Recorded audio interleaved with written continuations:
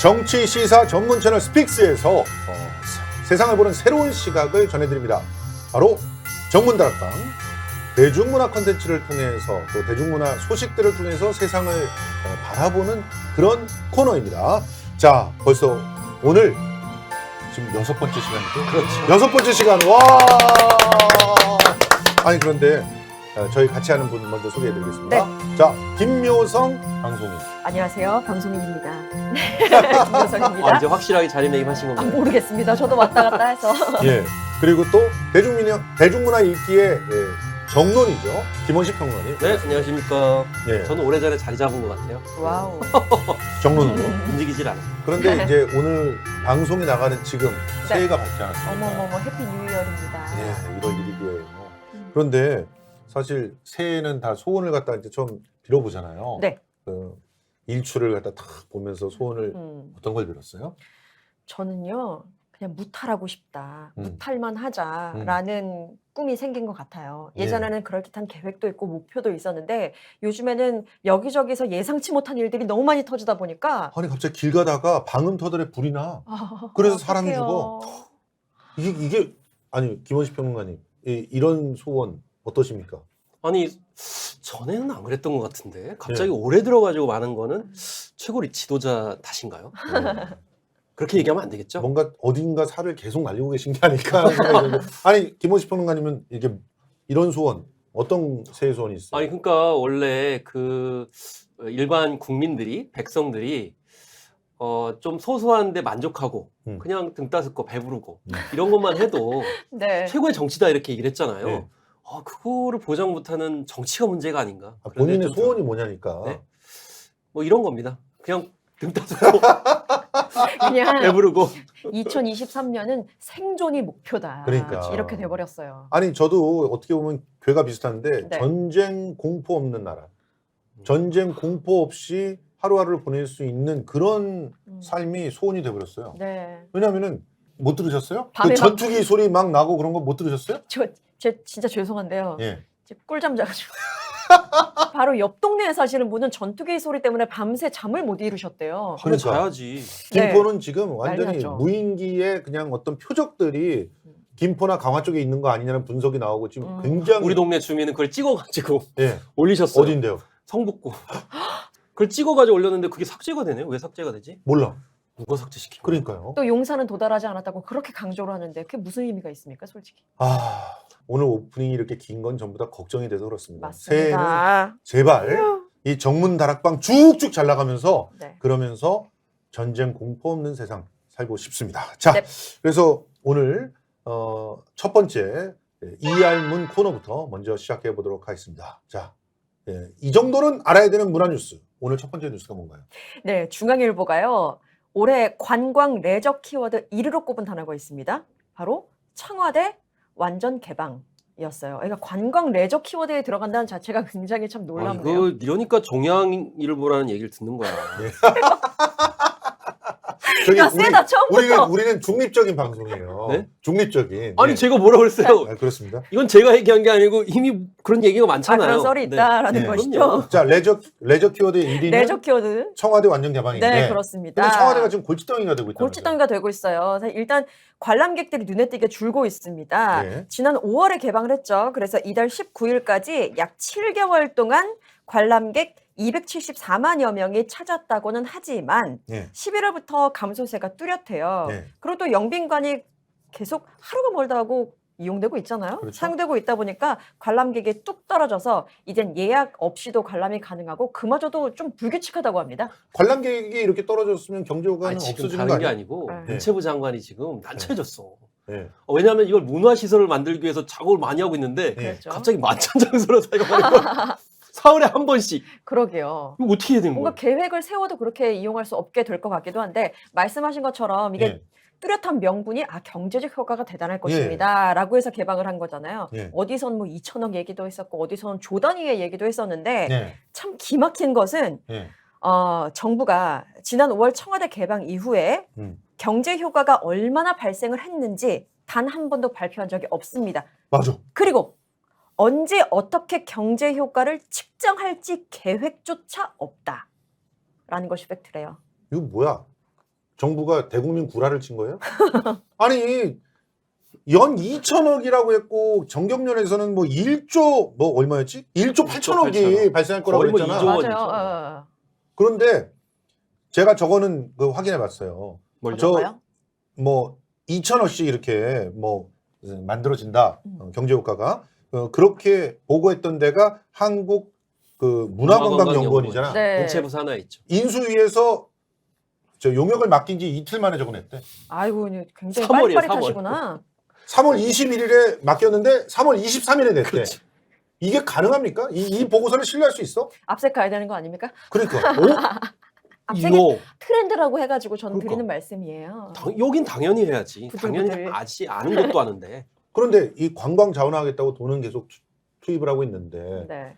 경제 효과를 따지지도 않고 기록도 하지 않는다면 이건 심각한 문제 아니에요? 아니 사실 애초에 의지가 없는 거죠. 그러게요. 왜냐? 그냥 명분일 뿐이었다. 편익이 그렇게 나오지 않을 거기 때문에. 아니 생각해보세요. 무슨 편익이 나오겠어요? 그쵸. 무슨 편익이 나오지? 그러게요. 거기서 뭘 음식점 장사를 하는 것도 음식점 아니고. 있는 것도 아니고 네. 기념품 음식점이- 있는 것도 아니고. 음식점이 주변에 있는 것까지 다 합해서 했잖아. 근데 그 주변에는 좀 있긴 있잖아. 그런 주변의 경제적 효과. 그것까지 합한 거잖아. 근데 그러기에는 이게 좀 이렇게 아 계획적으로 요즘에 이루어져야 관광 트렌드를 되는데. 모르네. 어떤데요? 사람들은 관광지 가도 그 근처에서 밥을 먹지 않아요. 그렇죠. 그럼요. 더 스마트폰으로 맛집 어디지? 아니 사실 지역도 찾아가지. 그런데 어. 청와대 앞이 얼마나 넓다고. 그러네요. 관광지에서 그러니까. 따로 가가지고 맛집 가서 점심을 드시고요. 아. 그렇기 때문에 이건 관광 유발이 될 수가 없는 거죠. 아니 트렌드가 애초에 뒤떨어진. 그리고 뭐 서촌이니 이런 데는 뭐 그 주변에는 굉장히 맞아요. 뭐 관광객들은 유입이 많이 잘 되고 있었잖아요. 음. 그러니까 저는 이런 대국민 사이가 어떻게 가능했는가 하는 생각이 들기도 하는데 국민 근데 사기가 아니라는 걸 증명하기 위해서는 어떻게 해야 되느냐? 말씀하셨듯이 네. 편익을 빠르빨리 보여줘야 산정을 된다. 해야죠. 근데 아마 못할 거예요. 산정이 왜냐 안 되지. 나와도 그렇죠. 아마 미미할 겁니다. 그렇죠.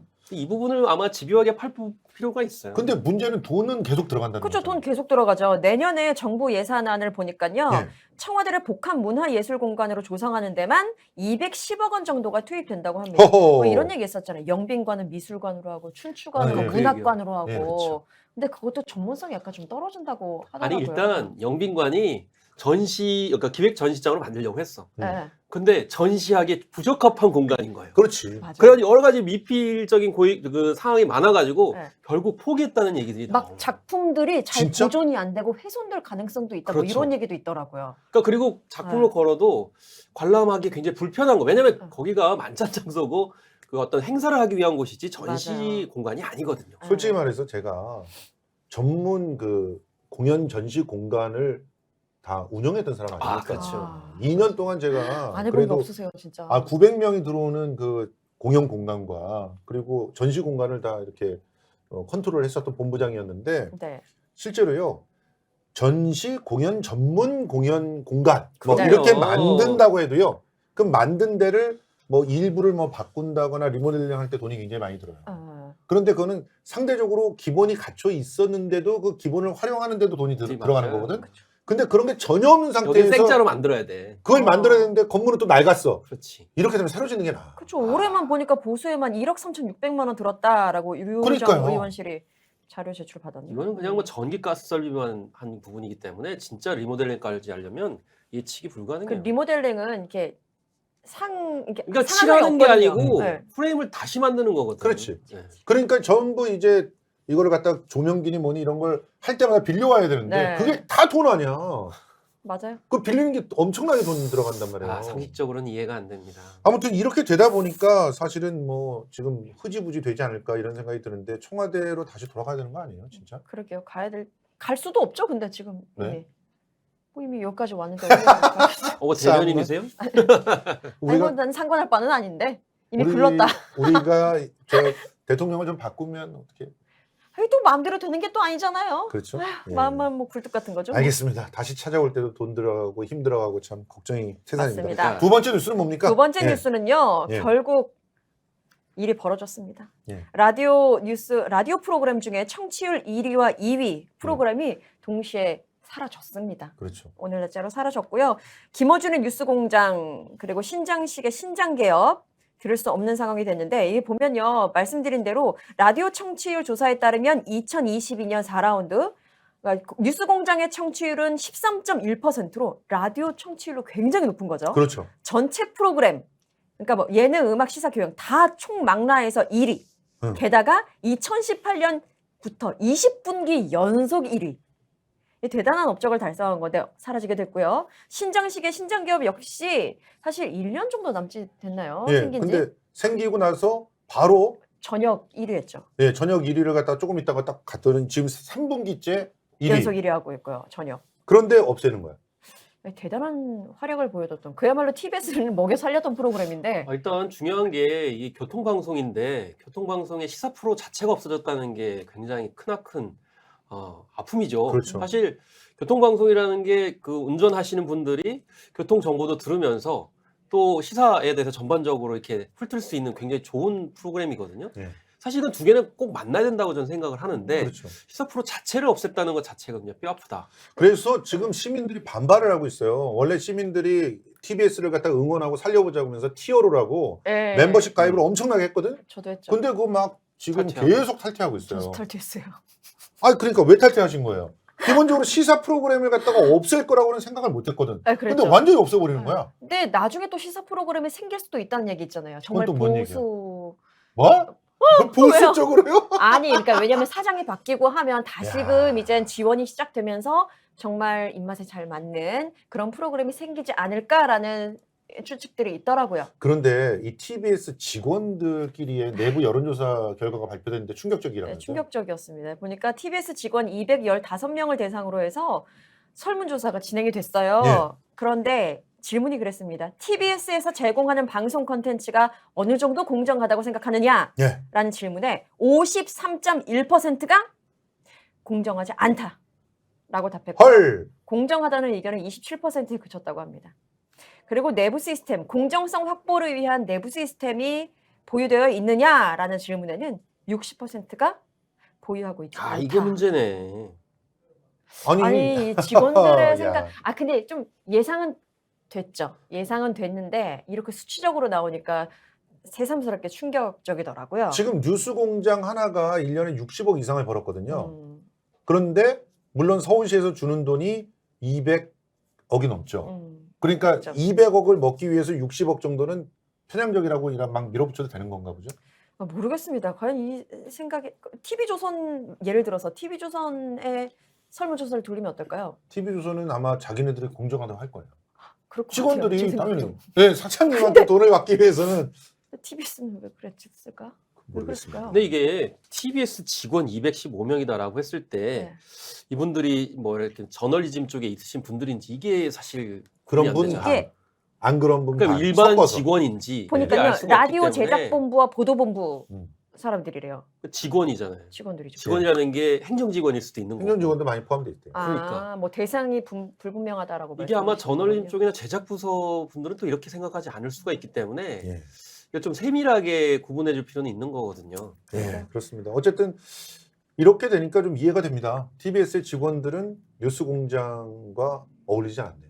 뉴스공장을 가질 자격이 별로 없었던 건 아닌가 이런 생각이 들면서 참 그 굉장히 생각도 해보는 씁쓸해집니다. 거죠. 왜냐하면 TBS가 언제 그렇게 존재감이 있었습니까? 그렇죠. 그러니까 예를 들면 거꾸로 뉴스공장이 원칙이 전까지만 해도 시사 나왔던 현안에 대해서 깊이 있는 그런 제작 방송을 해본 경험이 없죠. 많지 않을 거예요. 음. 아마 제가 파악하기로는 이제 젊은 PD를 중심으로 뭔가 뉴스공장을 중심으로 해서 이제 네. 제작했던 거로 이제 생각이 드는데 그러면은 좀 뭐 내부적인 어떤 그런 이제 신진 세력을 좀 더 키웠어야 되는 그런 점들이 좀 아쉬운 거죠. 예.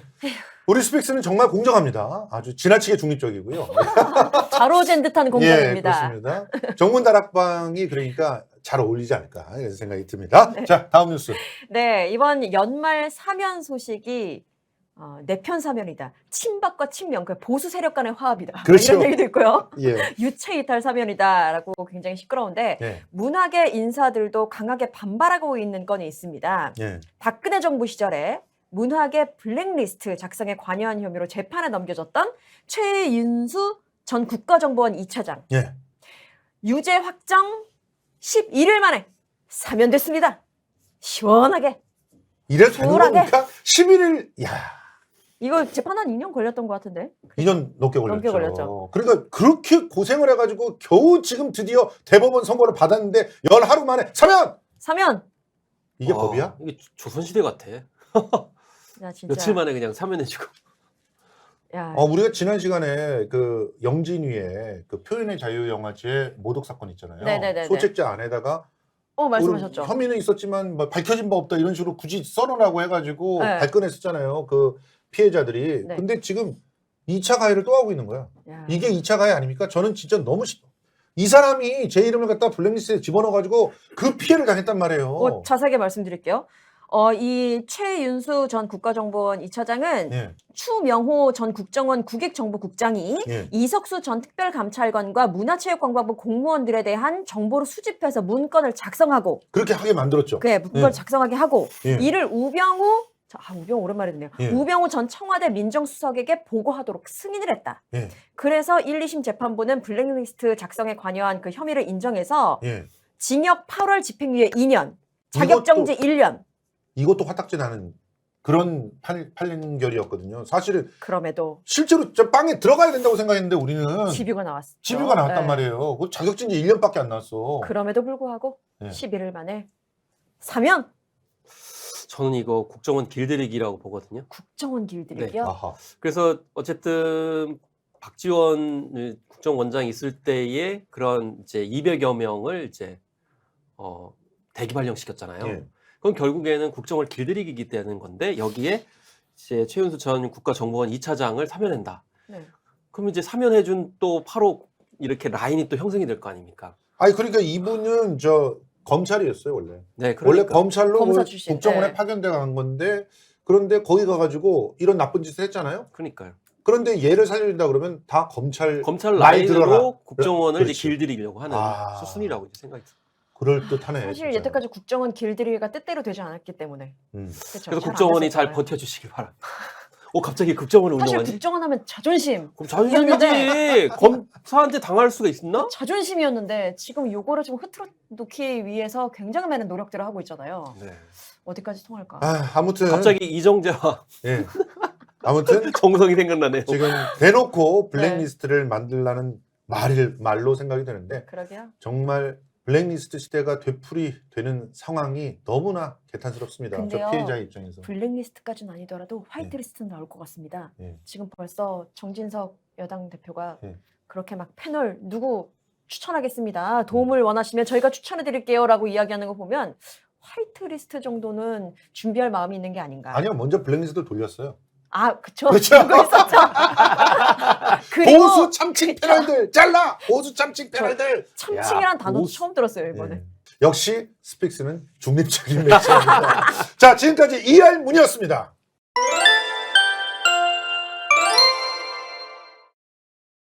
어떻게 자, 지금부터는요, 신년 특집 코너를 시작해 볼 예정입니다. 무엇입니까? 자, 신년 특집 코너가 뭐냐면은 아무래도 새해가 됐으니까 작년에 과연 문화 콘텐츠 중에서 어떤 것들이 한 해를 갖다가 그렇게 눈부시게 수놓았는가. 네.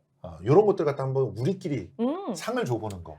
이런 거 오. 어떠냐는 거예요. 네. 예. 좋아요. 그래서 영역을 3개로 나눠가지고 우리가 후보들을 받았잖아요. 그래서 3개의 영역 그리고 또 거기에 관련되어 있는 후보들 한번 소개를 쭉 해보면서 네. 한번 얘기를 시작하면 어떨까 생각이 듭니다. 진짜 믿을 수 있는 한우. 한우 거세우의 최고 풍미와 육질.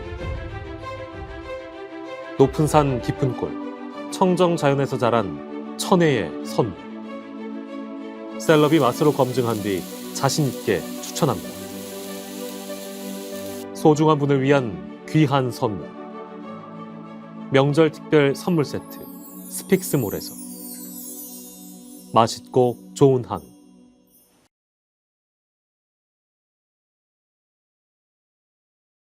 자, 먼저 대표적인 SNS인 트위터에서는 과연 드라마, 예능, 영화 작년에 1등부터 10등이 어떤 것을 하고 있는지 먼저 보고서 얘기를 좀 진행해 보도록 하죠. 한번 관련 기사를 보여주실까요? 1등이 이상한 변호사 우영우예요. 그리고 환승연애 2가 2등을 했습니다. 역시 그리고 인터넷이네. 예, 빅마우스가 그렇죠. 3등, 그리고 작은 아씨들이 4등.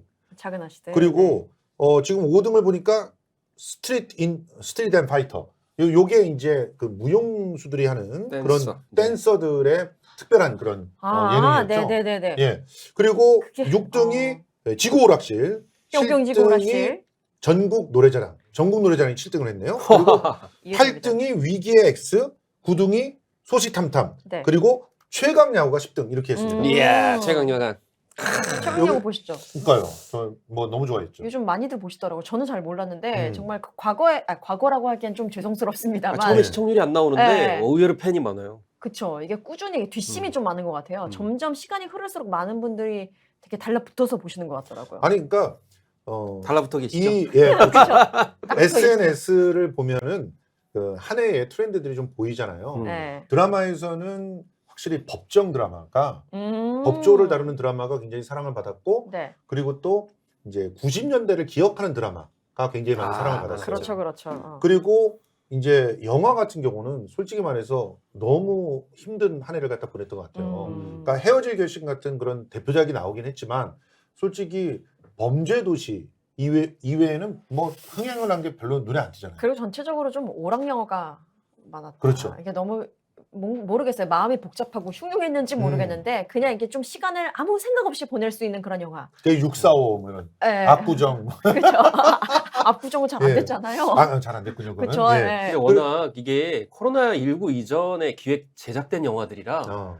좀 맞지 않았던 측면도 있는 것 같아요. 솔직히- 한꺼번에 나왔잖아요. 그렇죠, 올빼미 그렇죠. 같은 경우는 그나마 좀 그래도 네. 들여다볼 만한 영화였고 그리고 음. 한산도 좀 아쉽긴 하지만 나름대로 기술적으로 굉장히 그쵸. 많은 것들을 보여줬는데 사실 이제 외계인하고 비상선언 같은 경우는 갑자기 왜 외계인을? 영화에. 그리고 아, 저 비상선언도 비상선언도- 코로나를 겪어보니까 비상선언 같은 위기는 좀 감이 좀 그쵸. 안 오는 거예요. 저 예. 비상선언 진짜 기대 많이 하고 봤거든요. 기대 많이 하고 봤고 비행기 공포증도 많이 있던 사람이고. 예. 근데 그 영화를 보고 비행기 공포증이 오히려 사라졌습니다. 자 그리고 예능에서는 확실하게 굉장히 예능이 다양하게 엄청 분화되고 다양해졌어요. 맞아요. 그러면서 발전하고 있구나 하는 걸 봤는데 흐름은 하나 확실한 흐름 하나가 뭐요? 연애 이야기. 너무 아니 많아요. 지금 30개가 넘는다고 합니다. 아 조금 과하지 않습니까, 평론가님? 짝짓기를 시니어뿐만이 하고 짝짓기를- 돌싱 해가지고 어. 뭐 그쵸. 없어요. 소재 제한이 없어. 그러니까 짝짓기를 너무 많이 하고 있어. 각 세대별로. 심지어는 연인이 아직 끝날지 말지도 알 수 없는 상황에서 다시 또 소개팅을 해가지고 만나다니. 그런 일들도 벌어지고 있고 지금 어쨌든 잔인해. 그래서 환승 연애 연애. 같은 경우가 네. 트렌드를 잘 보여주는 그런 뭐 우리나라뿐만 아니고 뭐 예능인데. 해외에서도 뭐 엄청 인기가 많더라고. 예 아, 그렇습니다. 그리고 얼마만큼 SNS에 릴리즈가 되느냐. 음. 그쵸. 인스타그램 보면 계속 짤들이 많이 돌아다니거든요. 이런 일이 있었다라면서. 거기서 얼마만큼 많이 도느냐에 따라서 시청률로 연결이 되는 예. 그렇게 많이 체계적으로 이루어지더라고요. 아무튼 이런 그 예능의 흐름들까지 살펴봤고요. 지금서부터 네. 이제 후보들을 네. 각 분야별로 발표하도록 하겠습니다. 네. 자 누구누구. 누구. 자 먼저 영화. 영화. 영화는요. 헤어질 결심. 헤어질 그리고 헌트, 결심. 헌트. 한산, 올빼미, 645 이렇게 5편 엄청 지금 많네. 저희가 선정을 해봤습니다. 네. 이 중에 올해를 갖다가 꿰뚫어 볼 수 있는 그런 작품 어떤 거라고 생각하세요? 대세에 편승하도록 하겠습니다. 네. 헤어질 결심으로 가시죠.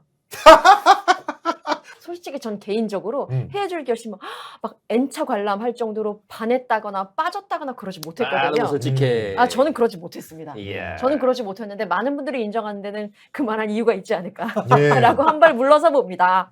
네. 지금 그러면 네. 나머지 그 후보들 중에서 헌트, 그 한산, 올빼미, 645 이 중에서는 헤어질 결심보다 더 나은 게 다른 게 있다고 생각하세요? 올빼미? 올빼미. 네, 저는 그러니까 근데 올빼미가 참 호불호가 많이 갈리더라고요. 예. 네, 저번에도 제가 말씀드렸던 것처럼 현실 정치 대입 음. 정말 내 지금의 삶을 대입해서 봤을 때 예. 저만한 것은 없지 않았나. 자 일단 올빼미 한 표 아니, 나왔습니다. 올빼미로 갔네. 올빼미 한 표. 자 우리 김원식 평론가님. 저는 우리 정문다락방이잖아요. 네. 이 정치 문화잖아요. 그렇죠. 그 관점에서 봤을 때는 올빼미하고 645가 당연히죠. 왜냐면 올빼미랑 645? 네, 그리고 네. 헤어질 결심이죠. 왜냐 네. 올빼미 아니 사실을 봤는데 그걸 이야기하지 못하도록 하는데 네. 예. 그 눈 가리고 못 본 척 해야 되는 그 서민 빈민이 그걸 진실을 얘기하는 상황. 네. 우리 정치 현실하고 굉장히 밀접하잖아요. 그래서 밀접하죠. 그리고 비행기 날라왔잖아요. 예. 무인기. 네. 아니지 남북관계 이렇게 만들면 어떻게 해? 645처럼 해야지. 남북이 다치 대박 날 수 있어라는 걸 645 보여주잖아. 물론 로또 복권이지만 네. 그래서 둘 중에 빨리 하나만 결정하세요. 645 그러면 645. 아 자, 그러면 여기는 키는 645. 키는 자, 김성수 일단 평론가님이네요. 올빼미 네. 645. 저는 헤어질 결심하겠습니다. 이러면 안 된다는 거예요. 자, 근데 한 표씩밖에 못 얻었어, 진짜. 네.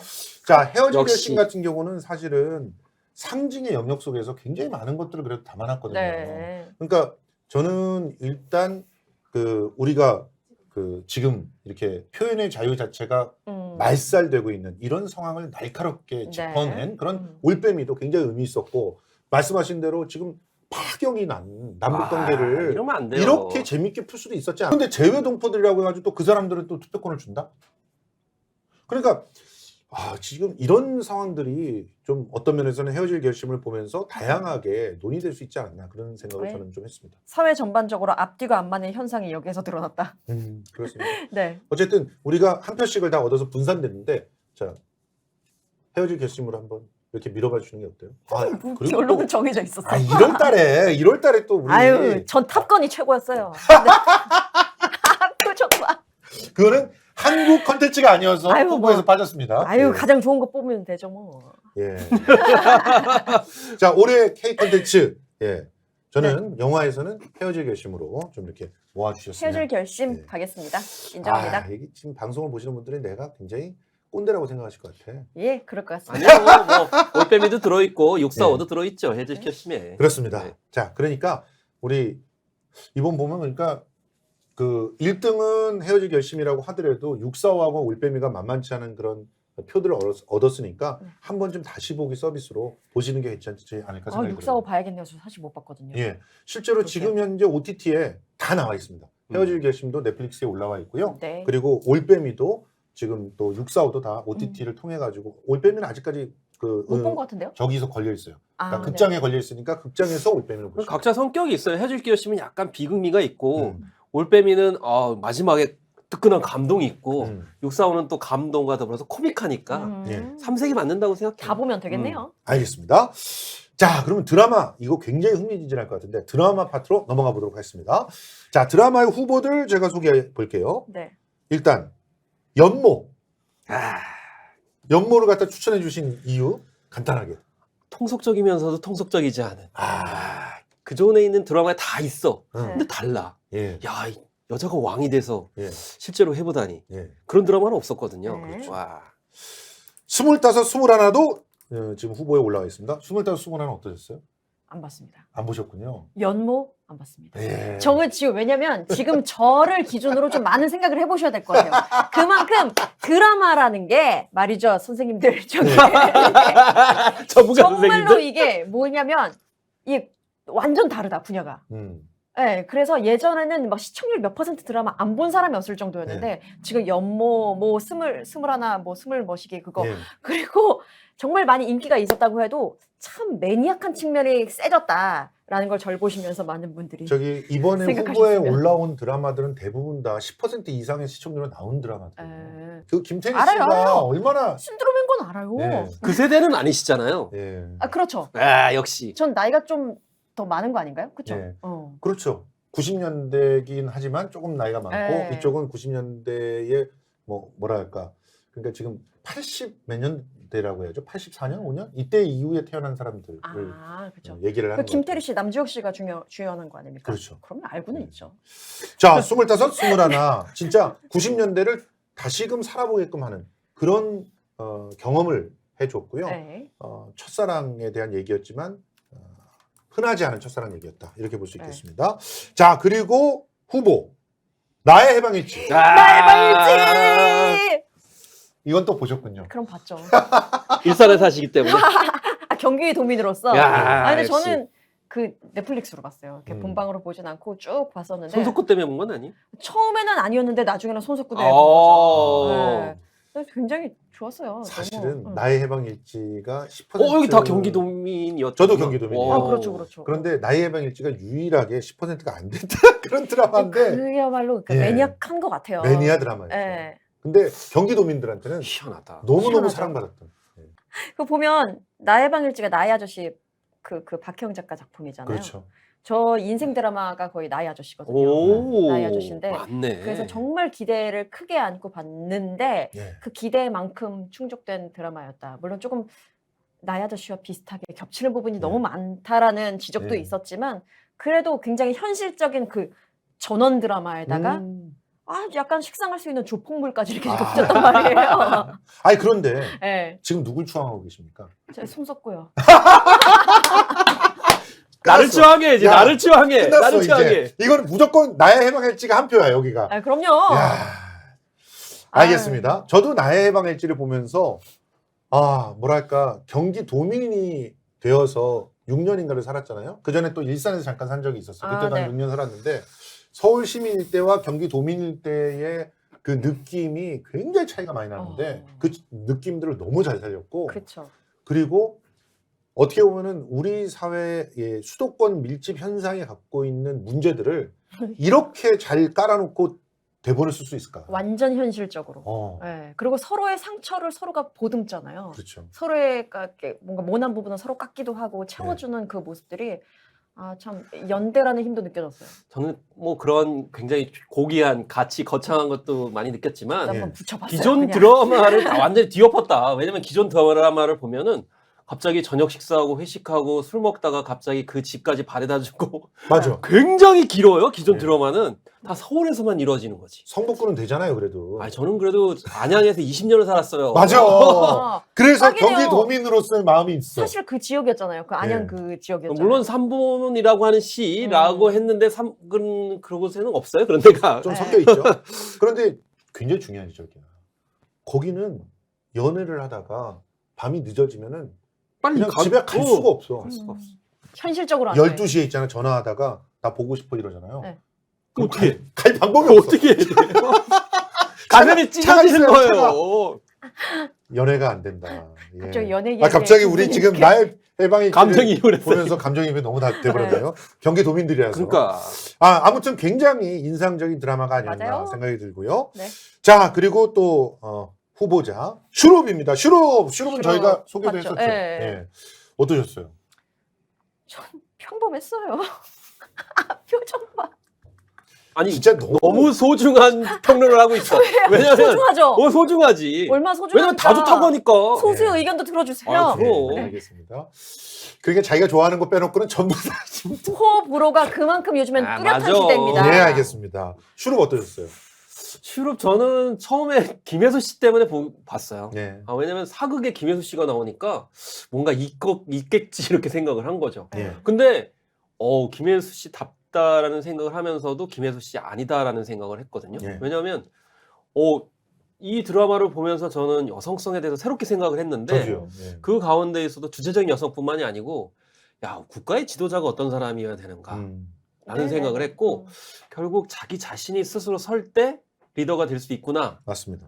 술에 취해가지고 헤르렁거리고 있으면은 네. 리더가 될 수 없구나. 만천만 버려서는 안 되는구나. 그러니까. 그렇죠. 예. 아니 무인기가 날아와서 경로를 했던 날도 만찬을 가서 그렇습니다. 이상민이라고 하는 지금 12구 참사의 가장 그런 사람하고 이러면 안 되는 거 아닙니까? 그리고 솔직히? 이상민 장관이 건배사를 했다고 하죠. 그렇죠. 예. 그래서 이 드라마 슈룹의 특징은 여성 사극인지 몰라도 술 먹는 장면이 거의 없어요. 그러니까 드라마를 만드는 제작진들이 그냥 허투루게 만들지 않아요. 네. 그러니까 세상 돌아가는 거에 대해서 충분히 고민을 하고 그리고 그런 것들을 반영해서 만들기 때문에 네. 그래서 컨텐츠가 거울이다. 지금 현실을 보는 거울이다 이런 얘기를 하는 겁니다. 드디어 작은 아씨들 나옵니다. 작은 아씨들 어떠셨어요? 못 봤는데요. 예. 저는 커뮤니티에서 그런 거를 봤어요. 뭐예요? 그 과거의 드라마를 봤을 땐 서민에 대한 서민의 삶, 서민의 어떤 집 구조 이런 것들이 아주 현실적으로 드러났는데 작은 아씨들에서는 이 서민의 집이 너무 예쁘게만 그려졌다라는 어허. 커뮤니티 글을 본 적이 있거든요. 막 예. 벽지도 그렇고 가구도 그렇고 굉장히 고풍스럽고 예쁘게 그려서 현실과는 좀 동떨어진 거 아니냐라는 얘기를 본 적이 있거든요. 예. 근데 그게 이제 정석영 작가의 특징이에요. 아, 정석영은 서민을 너무 무시하시네. 요즘에요. 네. 그 젊은 MZ 세대들, Z 세대들 자기 집 아니어도요. 네. 내가 머무는 공간은 그래도 알록달록 예쁘게 꾸며야 된다라고 생각을 해요. 아니 저 옥탑방 얘기를 하는 건데 많이 실제로 들었는데. 옥탑방도 옥탑방이 굉장히 좀 뭐랄까 이상적인 어떤 공간처럼 네. 그려진 건 사실이에요. 예쁘게만 그려졌다 뭐 이런 근데 얘기가 있어서. 정석영 작가는 그렇게 일상 속의 어떤 공간들을 비일상으로 그려내는데 탁월한 사람이고 솔직히 글로 공간을 그려내는 사람이거든요. 공간이 되게 중요해. 그래서 이 작은 아씨들에서 그 상징적인 공간 두 군데가 딱 나오잖아요. 한 군데는 옥탑방, 자매들이 살던 네. 옥탑방. 그리고 또 한 군데는 그 거대한 뿌리가 있는 그 집안 속에 그 꽃이 피는 꽃 피는 네. 뭐라고 그래야 돼 거기를?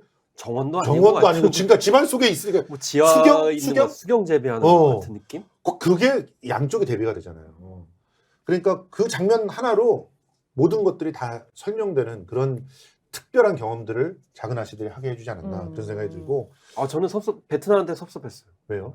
왜냐하면 월남전에 참전했던 사람은 영웅이 아니다 라는 걸 보여주기 위해서 노력을 했거든요. 예. 그 월남전에 참전했던 그런 뿌리가 한국 네. 경제에 안 좋은 어떤 재벌 경제를 만들었던 네. 부분들을 얘기하고 선거 자금 불법 문제도 얘기를 하는데 베트남에서는 예. 베트남을 부정적으로 맞아요. 달았다고. 참 우리 진이를 이렇게 몰라주나. 베트남 부정적으로 이랬다고 항의를 했습니다. 그게 아닌데. 자, 아무튼 작은 아씨들은 만만치 않은 그런 그 스토리텔링들을 보여주면서 특히 한국 사회의 근원적인 문제가 어디서 출발했는가 그걸 70년대에서부터 찾으면서 새로운 그런 관점들을 제시했죠. 70년대에서 찾은 그런 드라마 중에 하나가 또 재벌집 막내 아들. 재벌집 막내 아들. 마지막 회, 응? 야. 또 안티야. 아유, 마지막 회. 예. 물론 그 전까지는 굉장히 좋았습니다. 예. 저도 다 챙겨봤고요. 예. 그런데 마지막 회가. 에이. 근데 특히 마지막 회가 왜 그랬어요? 왜 그렇게 마음에 안 드셨어요? 원작과 달라야 한다는 강박이 만든 참사가 아닌가라는 생각이 듭니다. 예. 예. 그러니까 원작에는 다시 서민 집의 윤현으로 돌아오진 않잖아요. 그렇죠. 원작에서는 돌아오지 않아요. 그 대신 원작에서는. 재벌집의 막내 아들로서 재벌을 해체합니다. 그런 결말이 있었는데 여기서는 윤현우가 다시 돼가지고 또 온갖 수모를 당하고 그리고 20년 전에 녹음해 놓은 거 가지고 결국 판을 뒤집는다는 좀 비현실적인 설정이 굉장히 그쵸. 참 안타까웠죠. 그럼 굳이 왜 그때 진도준으로 왜 간 건지, 왜 그때 그런 그러니까. 17년이라는 세월이 필요했던 건지 약간 그냥 꿈이야. 그게 정말 제가 처음에 예상했던 부분이거든요. 근데 요즘은 그게 아니거든. 왜냐면 드라마 트렌드가 왜 꿈이었어 왜? 이렇게 가게 되면 난리가 네. 나요. 시청자 그렇지. 게시판에. 근데 꿈이었어라고 그냥 생각하시는 건가요? 아니죠. 저는 꿈이었다라고 생각하진 않거든요. 예.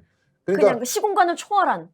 그런 거를 좀 더 세련되게 보여줬으면 차라리 좀 나았을 그쵸. 텐데. 맞아. 그러니까 다른 사람 몸을 입었다가 또 다시 다른 그쵸. 차원으로 왔다 이렇게 볼 수도 있었던 건데 예. 어쨌든 그런 부분들이 명확하지 맞아. 않으면서 좀 이상한 채무들. 좀 그러니까 결국은 서민들이 안타까워. 모든 걸 다 해야 된다는 건데 서민들이 힘이 없다고 하면서 모든 걸 다 하라는 그런 당위만 얘기해주는 그런 것들이 굉장히 좀 안타까워요. 그러니까요. 슈퍼 서민 좀 풀어주셨으면 좋겠고요. 그러니까 슈퍼 서민 네. 뭐 신드롬 뭐 그런 이런 거죠. 것들을 네. 강요를 하는 네. 그런 상황이었다. 자 그리고 마지막으로 이상한 변호사 우영우, 우영우, 예, 네. 마지막 후보였습니다. 예.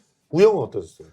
우영우를 전 보면서 진짜 약간 눈물을 찔끔 흘렸는데 이유는 장애인 운동 하시는 분들이 한 뭐 20여 년 이상 줄기차게 문제 제기했던 부분들이 예. 상당 부분 많이 해소됐죠.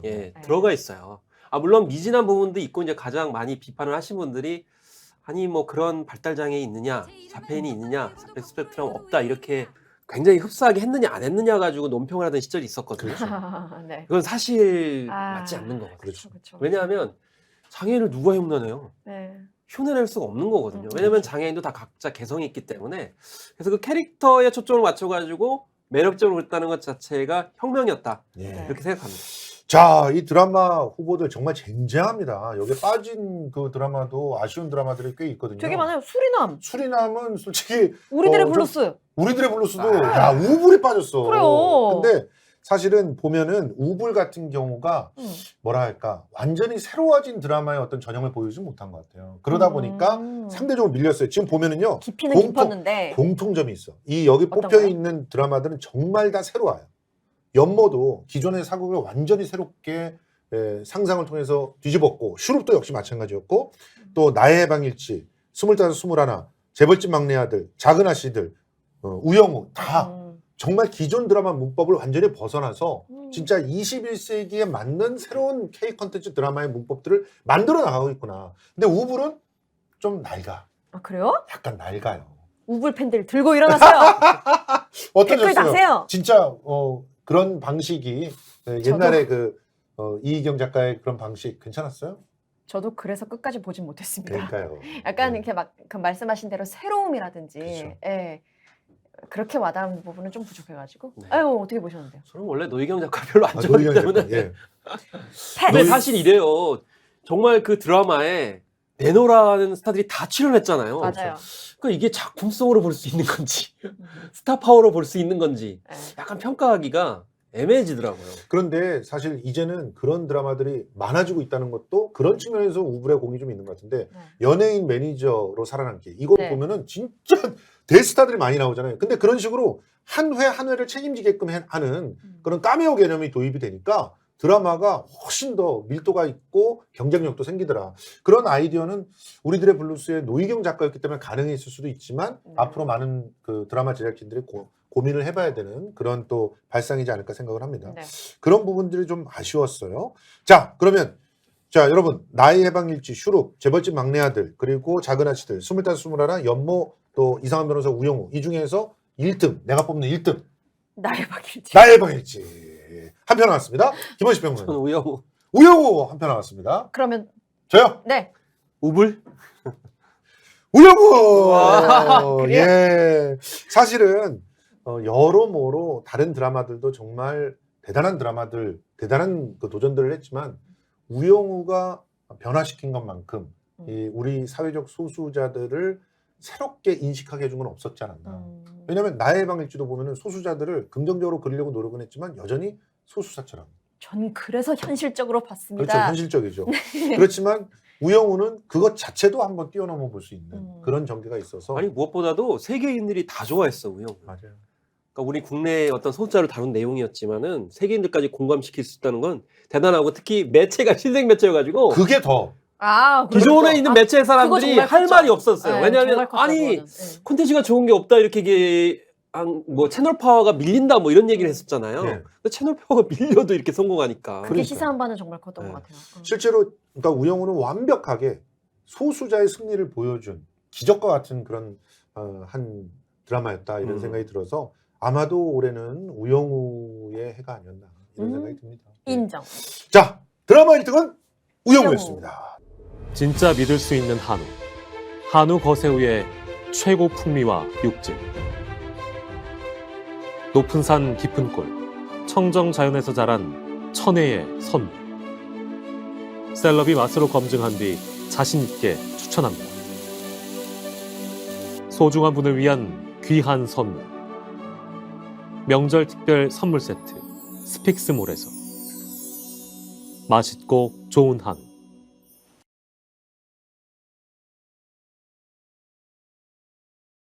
이제 마지막 예능 후보들 살펴보겠습니다. 복잡한데. 자 예능 후보 하면은 정말 뻥 떠오르는 놀면 뭐하니. 야 놀면 뭐하니는요 진짜 올 한 해 정말 어마어마한 신드롬들 계속 이어나가지 않았습니까? 저 그렇게 별로 보지 않는데? 저 그렇게 보는 거야. 아니 네. 기존에 잘 나왔던 거 답습 아니었습니까? 그런 것도 있죠. 그렇지만 뭐 2000년대 초반을 부들부들. 다시 데리고 온다든가 네네네. 뭐 트로트의 붐에 좀 편승했지만 그런 것들을 또 새롭게 보여준다든가 뭐 굉장히 많은 도전들을 갖다 했었어요. 그래서 일단은 정해져 있는 틀거리가 없는 상태에서 유재석이라고 하는 셀럽이 만들어 물론. 나가는 다양한 도전 이런 것들은 굉장히 의미 있었다라고 생각이 듭니다. 갑자기 그리고- 제가 기운 확 뺐어. 아니에요. 자 잘해주셨고요. 네. 그다음에 솔로죠. 김성수 평론가님이 뭐 할 때마다 양쪽에서 그건 좀. 어쨌든 좋게 보신 이유가 있어요? 솔로지옥은 그 여러 가지 뭐라 할까요? 그 연애 프로그램들 중에서 가장 스토리텔링에 신경을 쓴 그런 작품이 아니었나 생각이 들고 그러네. 그리고 지금 저희가 이제 특정한 공간에 이렇게 따로 모아놓고 이제 보여준다는 측면에서 네. 또 어떤 새로운 그 비주얼적인 측면들이 있었고 그런 거기 것들이 탈출해야 되죠. 약간 예. 폭발력 있는 그런 이슈는 환승연애가 좀 더 폭발력 있지 그렇죠. 않나요? 한승연애와 솔로지옥. 화제는 많이 됐죠. 화제가 예. 근데 사실은 뭐 연애 프로그램 중에서 하나만 고르려고 하다 보니까 솔로 지역이 선택이 된 거예요. 네네. 아니면 환승연애였겠죠. 그러니까 환승연애, 솔로 지역 뭐 이런 연애 전문 프로그램들이 굉장히 사랑을 네. 받았던 한 해였습니다. 자, 그리고 고딩언빠. 아. 이거는 진짜 파격 아니었을까요? 어떠세요, 고딩언빠?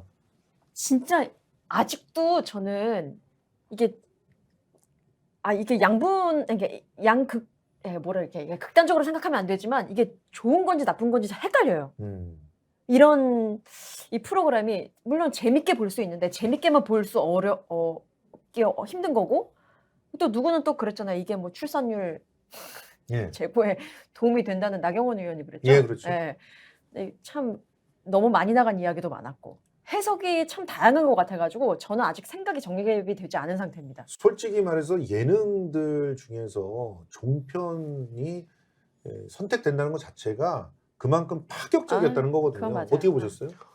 사실 저는 처음에 이게 종편인지도 사실 몰랐었거든요. 음. 근데 굉장히 충격적이었어요. 왜냐하면 뭐 종편이어서 충격적이었다기보다는 고등학생인데 이제 학부모가 된 부모가 된 그런 사람들이 직접 나오는 거예요. 그러니까 옛날에 상상도 못했던 그리고 심지어 본인뿐만이 아니고 네. 교복을 입었을 뿐만 아니라 가족들이 다 나와요. 부모들이 다.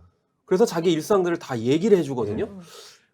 실제로 인식이 많이 변한 건가라는 네. 생각이 많이 들었는데 한편으로 제가 페북에다가 이 고딩언빠 참 좋은 프로그램에다가 올렸더니 난리가 난리가 났지. 났죠. 해치는 난리 그렇게 나요. 댓글을 다신 거예요. 콘돔을 더 줘야 되는 거 아닙니까? 그것도 맞는 말인 것 같은데요? 맞아요. 네, 그런 성격. 아니, 우리- 근데 필요하죠. 인식이 좀 많이 바뀌었어요. 왜냐하면 단순히 뭐 일탈적인 개념이 아니고 그 사연들이 다 있었어요. 그렇죠. 그걸 보고 이해의 폭을 좀 많이 넓혔다. 그리고 정책적으로 뭐 어떻게 접근해야 될 것인가라는 점을 좀 많이 생각하겠다. 그래서 이게 예능 프로그램인지 교양 프로그램인지 그 경계에 있는 프로그램이더라고요. 그 이제 그 누구에게나 굴곡진 인생사가 있다라는 측면에서는 10대도 누구에게나 이런 것이 있다라는 이해의 폭 측면에서는 정말로 많이 도움이 됐던 것 같아요. 예. 예. 그래서 저는 심지어 MBN의 6개월 이제 방영 금지인가 이게 떨어지잖아요. 곧 떨어질 것 같은데 저는 이것만은 고딩언빠만 했으면 좋겠다. 오, 그 그 정도로. 정도예요? 예, 고딩언빠는 의미가 있는 프로그램이라는 생각이에요. 지금 근데 좀 약간 왜곡되고 있어요. 너무 비판들을 많이 받다 비난이 보니까. 너무 많고 비난 어. 관련 기사들도 쏟아지기 때문에 예. 그 예능을 안 보시는 분들도 이미 선입견이 생겼죠. 그렇죠. 근데 네. 이게 보수적인 그런 채널에서 이런 걸 선택한다는 게 나는 참 놀라운 거죠. 이 TVN에서도 못한 거란 말이에요. 저는 그래서 예. 좀 제작진의 의도가 막 좋게만은 보이지 않는 측면도 있어요. 맞아요. 예, 예. 근데 실제로- 위기 상황에 몰리니까 이걸 선택했다. 실제로 뭐 그것까진 모르겠는데 실제로 일단 예. 좀 이게 뭔가 너무 선정적인 예. 부분들이 다른 맞아요. 사람의 어떤 느끼는 굴곡진 인생 사연을 가지고 혹시나 방송적인 측면으로 풀어가려는 욕심이 조금 더 크진 않았을까. 그렇지만 네. 다음번 후보를 보면은 이게 유순하게 느껴집니다. 뭔데요? 채널 A 금쪽 상담소. 점점 좀 논란이 많아지더라고요. 아니 이거 우리 아내가 너무 좋아하는 프로그램이어서 아. 이 제가 아내의 압력은 없었지만 그래도 이렇게 엄마들이 정말 맘카페 들어가 보면은 금쪽 상담소 얘기밖에 없어요. 이해되죠. 그건 이해되죠. 아이 키우는 입장에서. 예. 아니 근데 사실 이게 고딩언빠하고 금쪽 삼당사하고 다 공통적인 게 뭐냐면 학교에서도 해주지 못하는 일, 국가에서도 해주지 못하는 일, 이제 방송에서 할 수 있는 걸 잘 보여줬기 때문에 의미는 있어요. 맞아요. 근데 그 자체의 포맷과 구성에서 지적할 부분은 지적을 해야 되거든요. 그럼요. 예를 들면은 사실 오은영 박사 같은 경우는 약간 쇼맨십과 약간 연극적인 기법들을 많이 사용을 해요. 왜냐하면 그 도움이 필요하신 분들은 누군가 단언해서 확실하게 명쾌하게 얘기해 주는 걸 원하거든요. 그렇죠. 그렇지만 현실은 그렇지 않을 수가 그렇죠. 있거든요. 맞아요. 그리고 더구나 제가 좀 바라건대 우리 사회에서는 그 영웅보다는 영웅들이 어벤져스를 구성해야 되거든요. 그러니까 오은영 박사가 전문가라다 하더라도 지금 세부 전공이 굉장히 많잖아요. 그렇죠. 그러면 진짜 전문가들 같이 엮어가지고 같이 수기를 해야 되는데 그러니까 혼자 다 해결해. 혼자가 너무, 영웅이 돼버린 거예요. 너무 의존도가 높아졌어요. 그리고 지금 방송에서. 굉장히 많은 프로그램 하는데 실제 사연자들을 만나는 것보다는 그 촬영된 영상만 보고 판관 포청들처럼 판단을 해요. 이건 당연히 사고가 날 수밖에 없거든. 맞습니다. 잠깐 스톱이요. 이렇게 하고 싶은 말씀하시잖아요. 맞아요. 스톱하신다고. 그러니까 어쨌든 화제는 많이 됐고 사랑을 많이 받고 있지만 필요하다. 우려들이 네. 굉장히 많았다라는 측면에서 고딩언바하고 금쪽상담소는 또 공통점이 있는 것 같고요. 네. 지구오락실은 어떻게 보셨습니까? 아, 지구오락실 이거 또 혁명적이죠. 저 혁명적이라고 봅니다. 진짜 혁명적이죠. 네. 사실 성공 못했으면 답습이라고 볼 수도 있었어요. 그렇죠.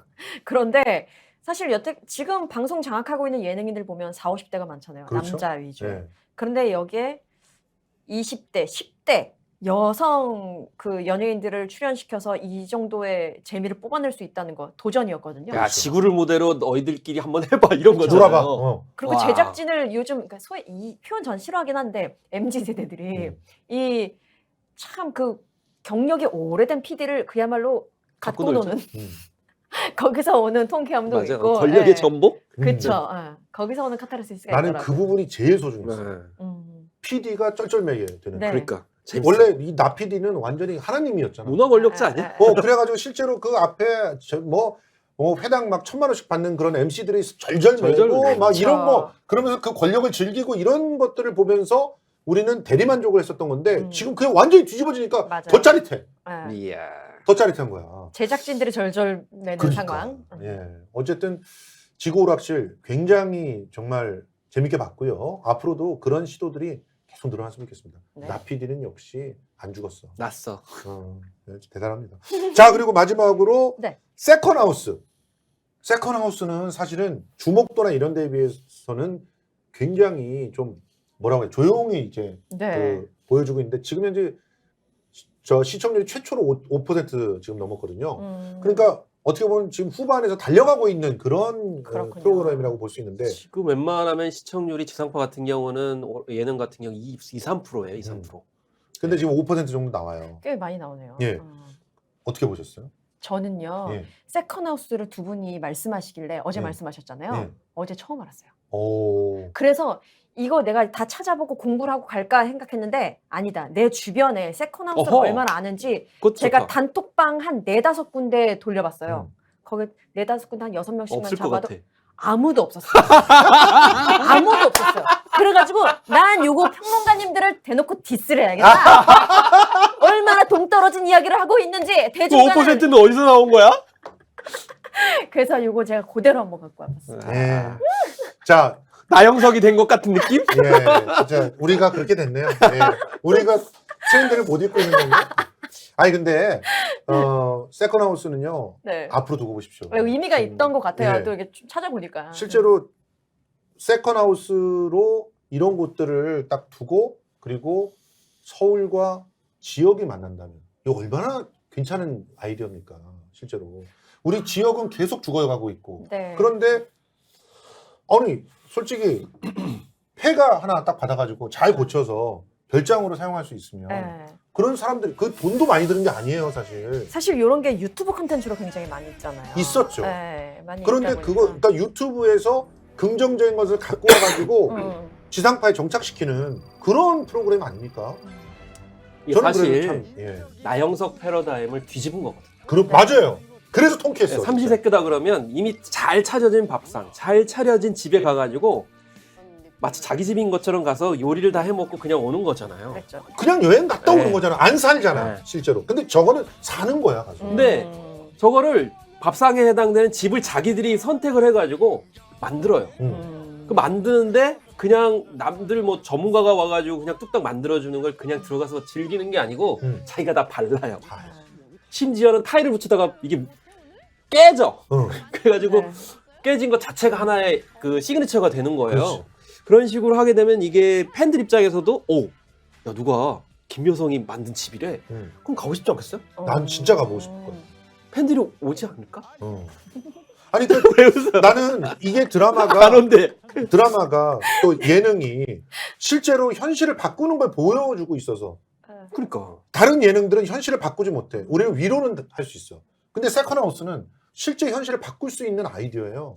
지금 죽어가는 지역을 살릴 수 있는 그런 방식이면서 동시에 지역과 수도권이 만날 수 있는 방식이고 예전에 우리 외가댁에 그 시골에 있는 외가댁에 가가지고 그 외가를 즐기면서 그러면서 농촌에 대한 어떤 고마움이나 이런 것들을 배우고 그랬잖아. 네, 그런 것들 자체가 이제는 사라져 버렸잖아. 음. 그런데 저런 프로젝트를 이용해서 지역 공동체와 함께 교류하게끔 만들어준다면 얼마나 좋겠습니까? 더구나 야 기부 체납을 이런 식으로 활용할 수 있구나. 진짜. 그러니까 연예인들이 그것도 가서 너무 골라가지고 고쳐준 다음에 지역 주민을 위해서 그거를 줘. 기부를 하는 거예요. 그리고 거기서 지민들을 위해서 활용을 하는 거지. 그게 뭐 그렇죠. 숙박 시설이 됐든 뭐 공연을 하든. 예.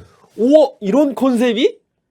아주 홍보도 잘 돼야겠다는 생각도 들면서 네. 이 매체라는 게 요즘 굉장히 다양해지다 보니까 TV를 보는 사람들이 그만큼 많이 줄어들었구나. 맞아요. 또 TV에서 방영된 인기 프로그램이라고 해도 예. 유튜브에 옮기면 또 그 맛이 또 달라지거든요. 맞습니다. 그러다 보니까 인기 있어도 유튜브에서 이어지는 경우가 참 부족한 것 같아서 이걸 많이 모르신 것 같아요. 자, 그래서 예능에서는 일단 우리는 둘이 어떻게 세컨하우스로 1등을 갖다 정했기 때문에 뭐 여기서 그러세요? 뭐 혼자서 아무도 지구오락실을 저는 얘기하셔도 뿅뿅 지구오락실. 예, 지구오락실 한 표, 뿅뿅. 세컨하우스 2표 이렇게 나와서 우리의 1등은 세컨하우스.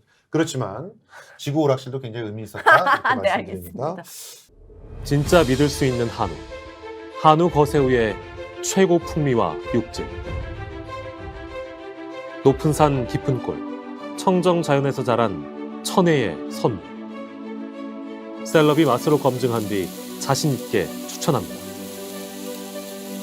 소중한 분을 위한 귀한 선물. 명절 특별 선물 세트. 스픽스몰에서. 맛있고 좋은 한우.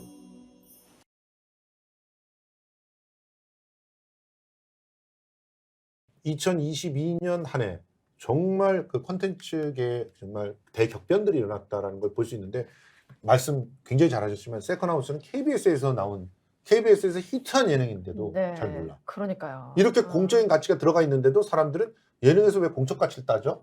이러는 거야. 예능은 예능으로. 예능은 지구오락실 뭐 이런 식으로 가는 거야. 아, 그러니까 그런 것들을 또 발견할 수 있는 시간이었고 특히 드라마에서는 굉장히 많은 실험과 다양화가 이루어졌다. 이런 부분들 그 김평론가님 어떻게 보셨어요? 일단은 저는 그 넷플릭스 위세에 꺾이지 않았던 2022년 한국 드라마였다. 오히려 넷플릭스의 장르물이 굉장히 많다고 그래가지고 뒤늦게 국내 제작사들이 장르물 지금 부랴부랴 많이 하고 있거든요. 네. 근데 2022년은 오히려 국내 제작사들이 그리고 장르물이 아니어도 그냥 우영우처럼 드라마도 있고 휴머니즘도 있는 작품들이 국내뿐만이 아니라 해외도 진출을 했잖아요. 이래서 좀 너무나 글로벌 OTT에 주눅들지 않았으면 좋겠다. 우리만의 시선을 가지고 충분히 가능성이 있다라는 걸 잘 보여줬다고 생각합니다. 우영우는요 실제로 회당 제작비 여러분들 깜짝 놀라실 겁니다. 얼마요? 아니면 제가 알기로는 회당 제작비 5억 정도밖에 안 들었다고 들었어요. 엄청난 그런 역시. 가성비가 있는 네. 드라마. 여러분 아이디어가 확실하고 맞아요. 또 그것에 딱 맞는 배우가 거기에 나와서 해주기만 한다면 이렇게 되는 겁니다. 올해는 그래서 저는 배우로서는 박은빈의 해였다. 이렇게 네. 말씀드리고 싶네요. 자, 이렇게 한번 뭐 줄기차게 달려봤는데 할 말이 너무 많아서 사실은 시간이 이렇게 너무 짧아요. 세상에나. 진짜 우리가 너무 욕심을 냈다. 드라마 하나만 갖고 얘기를 해도 시간이 막 그러게. 갈 것 같은데 영화, 드라마, 예능을 다 얘기하다 보니까 영화는 제대로 얘기도 못했다는 에이. 생각이 드네요. 안타까움이 좀 있지만 어쨌든 2022년 K 컨텐츠는 정말 많은 변화를 했고 또 자랑스러운 그런 성취들도 얻었습니다. 이제 헤어질 결심이 아카데미에서 상을 받고 그러면은 마지막 활용 정점이 되지 않나 이런 생각이 드는데 문제는 표현의 자유가 이렇게 훼손되고 블랙리스트를 막 만들었던 사람이 마구 풀려나는 세상이 되어서 2023년은 어떻게 될지. 제2의 박찬욱, 봉준호가 못 나오겠네요. 그러니까요. 그게 제일 우려스럽네. 자, 저희는 정문다락방이 다음 해도 할 수 있을지가 걱정입니다. 자, 다음 해에 또 돌아올 수 있게끔 여러분들 많이 좋아요 눌러주시고 댓글도 많이 달아주시길 부탁드립니다. 좋아요, 구독, 댓글, 알림 설정 4가지는 기본 세트라는 거 잊지 말아주시고요. 저희 다음 주에 돌아오도록 하겠습니다. 물러갑니다. 들어가요. 국민 앵커 해군기 그가 스픽스에 왔다. 정확한 분석, 날카로운 시각. 해군기가 하면 다르다.